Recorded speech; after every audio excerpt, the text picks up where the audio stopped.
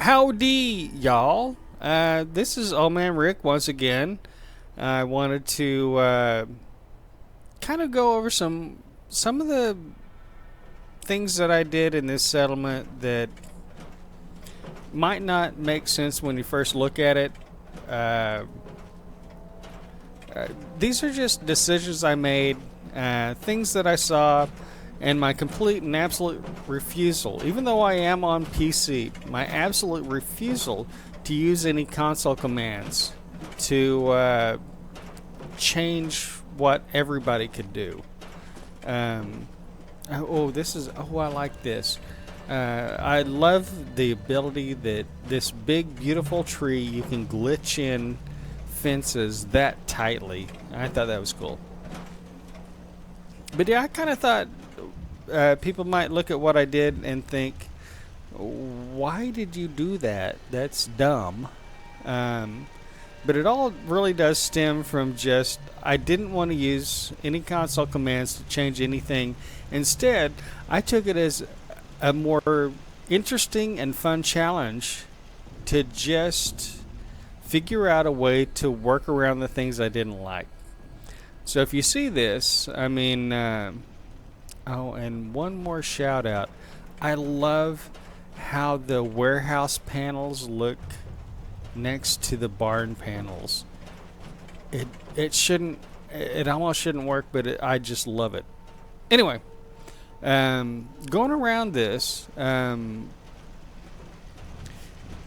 high elevation of the foundations is something that I'd like to address first, and I do that exclusively for the one and only reason of everywhere you see, well, most of the places where you see a really tall foundation, it's because there was some kind of bush or plants growing up, and I just didn't want to have those flapping in the breeze, in a room, inside, flapping in a breeze. It just didn't make any sense. So I built up a lot of the foundations a lot higher than I had to, unless I didn't want, like right here, there's a giant tall bush right in this area. So even though that could be some really good usable space, instead I just made it a solid foundation. That isn't the case all the way around. As you can see, a lot of low foundations. That one's kind of high. At this point, we really start. Everything you see on the screen right now is actual fence. There wasn't a lot you could do around that. But, yeah, looking inside. Let me get around here. Go back inside. Just like inside my restaurant. And I think the lowest point was probably around here, and I still do have some weeds or bushes or whatever growing in that corner, but I wanted to minimize it. So you can kind of see here the actual level of the foundation. It's elevated higher than it has to be. And then as you travel back to this corner, it's quite a bit higher.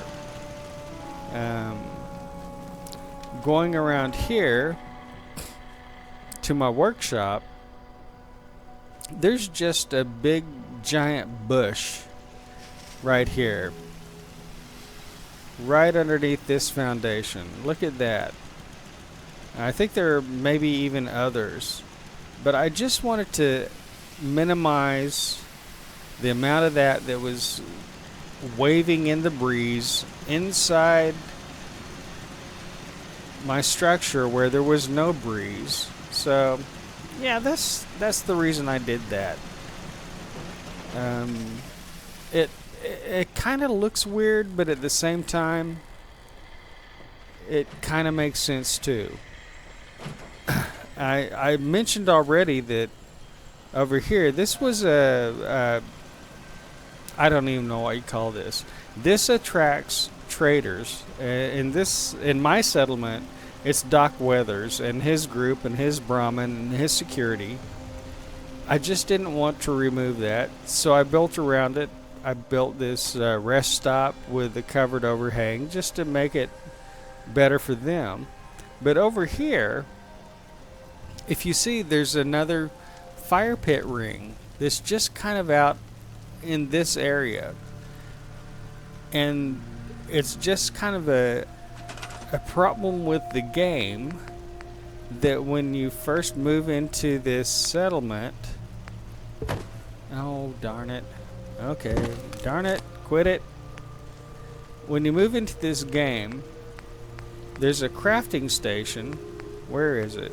Cooking station. This cooking station is located right here. And when that, you realize that that's actually in your way and remove it, no matter what you do, the rocks for the fire pit are located right there. And I don't remember if there's a fire underneath it that's left or not. But I just figured, what the heck, just put in a fire barrel there. And actually, I think I have a double fire barrel to maximize the amount of light. And it's really cool if you get rid of the cooking station and double up on that fire barrel. This whole area at night is nicely illuminated, way back, probably, definitely more than it should be. And then finally, another decision that I made is, okay, this is all fence, all along the front, and also to this side until we get to the back of the bus. Now every bit of this is the outside of a building or a tall foundation where I put something on top of. This is how I built the settlement. I kind of started picking the corners and built them up, and then I started, I picked this corner over here, and I picked this corner over here, and then I built in between them, and that's the reason for this awkward looking, stupid, which I don't really like, these concrete pillars. But this is something that I like to do. If this is a fairly small settlement, but if you start at the outermost edges and then build out toward the if you start on the outside and then build toward the inside, then you can use the outside of your buildings as some very completely effective walls that nobody can get through. I guess that isn't the last thing. Like I said, this is maybe a medium-sized settlement, but it doesn't seem like it when you first move in, because there's an enormous area in the center that's all farmland. When you move in,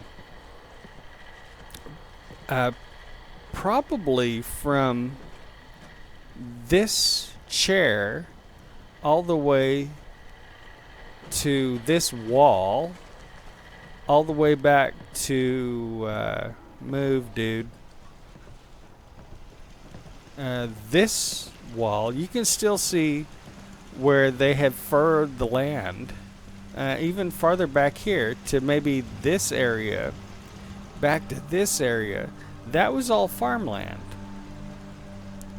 But all you have to do to maximize your space where you can build more productive things is destroy all of that. And as you can see here, the vast majority of now the farmland for 15 people is located in this little tract over to here, and then also on the outskirts of where you have your buildings, a couple more mute fruits which you can use as decorations, and some corn back over in this area. So even though I I have such a tiny number of people for the buildings that are already in place, I can still build. I can still put in a lot more farming area, a lot more plants along this edge and that edge and this. Jump. Can I jump through that? Nope, I guess not. This is kind of cramped, admittedly. Damn, that cramped? Okay. Yes, I have a stupid robot in my way. But yeah, even through like this little trailway, I can put a lot of plants right through here and back there. And I can even put plants in places where the settlers can't even access realistically. But, you know, they'll still farm it and it still counts. You know, I can put all kinds of things along this edge and that edge and that edge and that edge. You can just spread it out. And, you know, gosh, especially like the mute fruits.